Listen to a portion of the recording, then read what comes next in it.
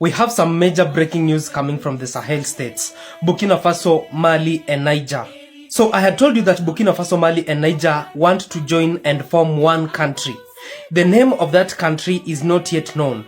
But yesterday, for the first time, their anthem was sung. And let me tell you, the message from that anthem is going to wake up all the Africans who are in slumber. Ibrahim Traoré is doing the impossible because one of those Sahel leaders is going to be the leader of that country. And it has already been decided that this leader will be Ibrahim Traoré. No any other leader can take that position. And yesterday, their anthem was sung. So the next thing is to open the borders and then launch one currency for the 3 Sahel states, and then inaugurating one of them to be the leader of the 3 Sahel states, Burkina Faso, Mali, and Niger. And this is making France to have sleepless nights. Why? Because they know that they are going to lose a lot if these countries become independent, because no more will they be giving them their resources, their gold, to stabilize the currency that they use. Africa is waking up, let me tell you, and it is waking up very, very fast.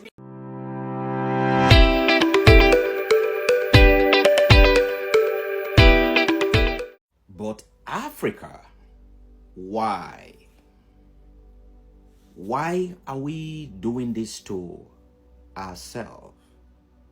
Why are we doing this to our unborn children, our unborn generation? Africa, why?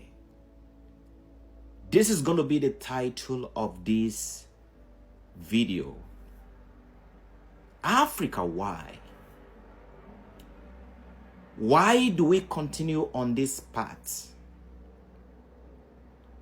If you hear the name of your country in the list that I'm about to give, just know that maybe your unborn kids, your unborn children, your unborn generation will be owing China, because your current government specializes in borrowing money that we don't see what they do with what they have borrowed. A borrower, they say, is a slave to a lender. Africa borrow to consume. Africa borrow with no clear vision. Africa borrow with no sense of direction and purpose, with no consideration for the future generation. If your father borrowed too much, very soon you, the sons and the daughters, you will become a slave to the lender. And this is exactly what smart China is doing in the continent of Africa. I don't hold anything against Chinese government or Chinese people. I love the way they do the things they do. But why the madness of borrowing Africa and destroying the future of Africa? We sell raw materials, we borrow money that we will not be able to pay. The following country is at the verge of selling their next generation.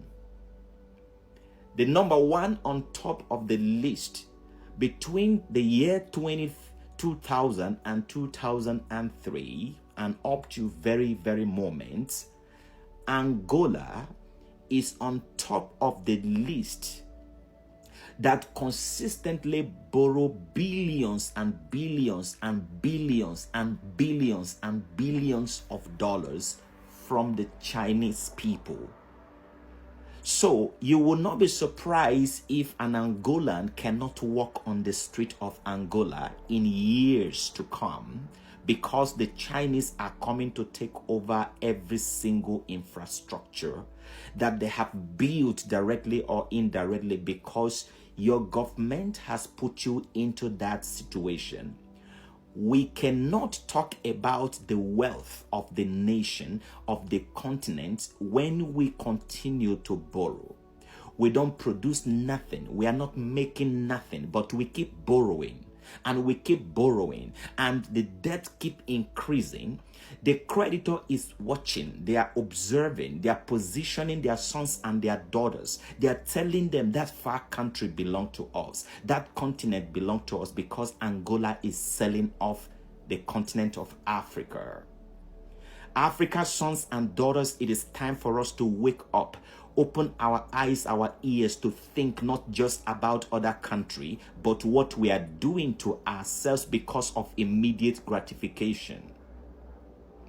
When we go from Angola, we see Ethiopia borrowing over $14.5 billion. When we move from that $46.5 billion to $50 billion of Angola to $60 billion, then we move down to Egypt borrowing over $10 billion, and we move down all the way to Kenya borrowing over $9.6 to $10 billion, and then Nigeria, of them all, borrowing over $10 billion consistently from one nation. What do we have to gain out of all of this borrowing? The debt is going through the roof. We cannot breathe. We cannot drink water. The air is getting thicker. The land is being sold off because Africa does not value Africa. Africa does not value Africans. But a time has come, a season has come, a new generation is being molded, is being built to take care of Africa. We cannot borrow into greatness. We cannot borrow into the next dimension. We cannot borrow into what we want to build. We cannot continue to borrow. We've got what it takes to build Africa step by step, gradually. We are not in competition with China, with Russia, with America, with Germany, with France, or any other country. We have to take baby steps in building our own continent. But what our leaders are doing at the moment is madness from colonial mentality. Trying to compete and to borrow our way into success is a way of enslaving ourselves again, the second time, the third time, the fourth time, and even the fifth time. My heart bleeds, my ears are blocked, my eyes are popping out, because when I see what the current leadership of Africa leadership is doing, is blocking my mind. It's actually appalling to see where the nation and the next generation is going to get the money to pay what this generation is cursing us. Sons and daughters of Africa, it's time for us to stop the bleeding. It's time for us to stop the bleeding, because a time is going to come where the Chinese people are going to ask you, if you don't speak Chinese or Madrid, you are going to be thrown out of Africa, because your forefathers have sold the land to them. Now the land belongs to them. They can establish their institution, their government, and their industries, and you will have to pay them to work in this industry because you have no choice. If you must live in Africa, maybe you will need a visa or a special permit to live in Africa because your leaders have sold your future. Should we continue in this path, or we should retreat ourselves and start learning? And this is where African human capacity development come into play. Many people in Angola, many people in Ethiopia, in Egypt, in Kenya, in Nigeria, in Zambia, in South Africa, they don't know that their future has been jeopardized by the current system that is being put in place. We keep struggling, eating from hand to mouth, thinking that one day we are going to be successful, not knowing that our future has already been mortgaged by these current people. What are we doing to ourselves? Why Africa? If you love Africa, I want you to echo this message to every corner in Africa. I want you to hit that plus button. I want you to write me a comment. I want to know what is going on in Angola. I want to know what is going on in Ethiopia. I want to know what they are using the money in Egypt for. What are they using the money in Kenya? What are they using the money for in Nigeria? Are this country, are they being developed? Zambia, what is going on there? South Africa, are you guys okay? Your country is going down the drain. Why the Chinese men are working in Africa every corner and they're mapping out their strategy. They are very deep in their thinking. They are mapping out 100 years from now, 200 years from now. Africa, why? Why are we doing this to ourselves? Share this video until it gets to the ears of those who want to build Africa. I'm looking for sons and daughters of Africa that to support the movement of the new Africa, that we have to build human capacity development. We have to raise ourselves. We have to think forward. We don't have to do what our fathers have done. It is time to do something different. It is time to do something new. It is time to build Africa of our choice. If you love Africa, type it in the comment section. I need 10,000 follow from this. I need 10,000 comment from this. I want us to spread. I want us to build a family. This place is about Africa. It is about Africa. I may draw lesson from other country, but everything on this page is about Africa. We are about to move into the developmental stage of Africans. This is the reason I am here. Religion has betrayed Africa. I grew up in a religion setting. All my life, everything I know is about religion until I got to a certain point and begin to dig life out for myself. I begin to find a way for myself. Most people who are deeply into religious stuff, they are always like a nuisance in the society, especially in Africa system. Welcome again, ladies and gentlemen. I don't want you to pick offense about what I'm about to share with you. Probably, you may not have met me or know who I am as a person when it comes to religion. But as time goes on, I will reveal more to us. See, for example, when Christianity came into Africa, for example, they came with one hand to give Africa religion, and the other hand they came with prison. So they built underground prisons and all of that. And those who don't want to go with them or believe in some of the things they were sharing, they were in prison. And on the other hand, which I call their third hand, is to grab the resources in Africa. All the best land, the choicest place, that is what they take, and they take all kinds of stuff. I was walking on the street of New York the other time, and I realized some of the things I see around is like, well, this cannot be in America. This cannot be American. This is African. So religion betrayed Africa. One of the reasons why Africa is so backward and one of the reasons why we are stagnated is because of our mentality when it comes to religion. So we have to rethink our faith continentally. We have to rethink our faith if we must make progress. You know, when you talk about religion, a lot of people may feel, oh, you are attacking them because you have been brainwashed to believe that whatever you are believing, that is actually how God is.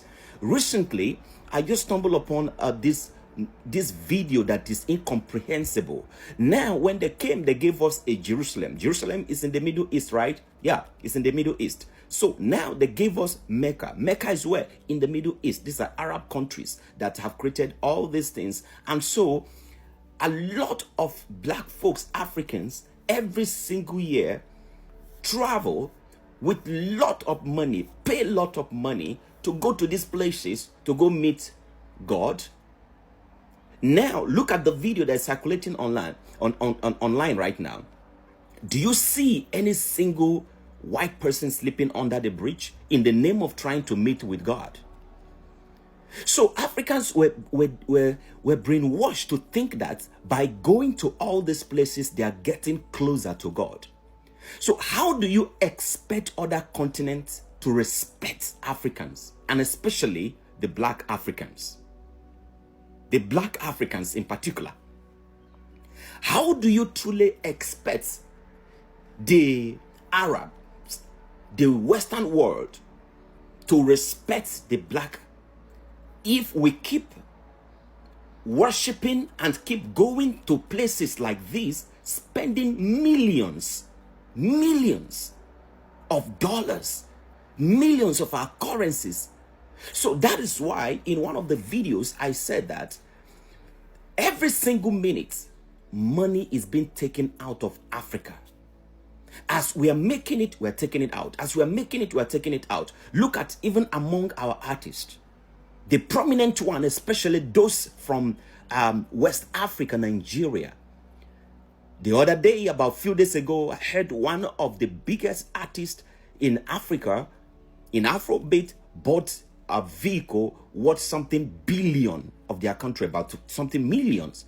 And they have chains of these vehicles in their garages. It's like a competition. As they are making the money, instead of using the money to build something, to create something, to be patriotic as a person. Now, this is not me directing you how to use your money. This is me telling us that we've got problem to solve in Africa.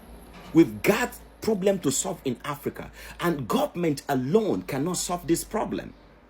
So you're making money from other parts of the world, and the only thing that comes to your head is to do competition about how much vehicle you are buying.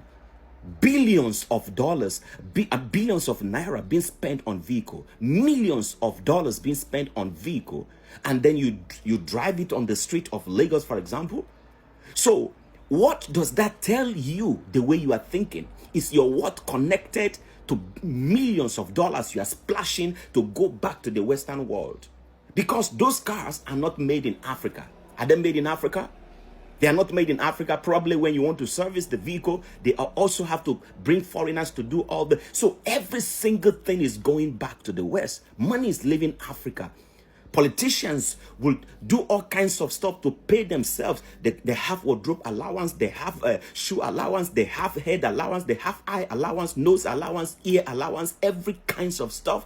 And then they take our money, the national resources, and they push it into the West. This is what is going on with Africa. These are the ills of Africa. We must retrain ourselves. So people lying under the bridge in the name of trying to connect and communicate with God. They say they want to go closer to God. So the Middle East is closer to God than Africa.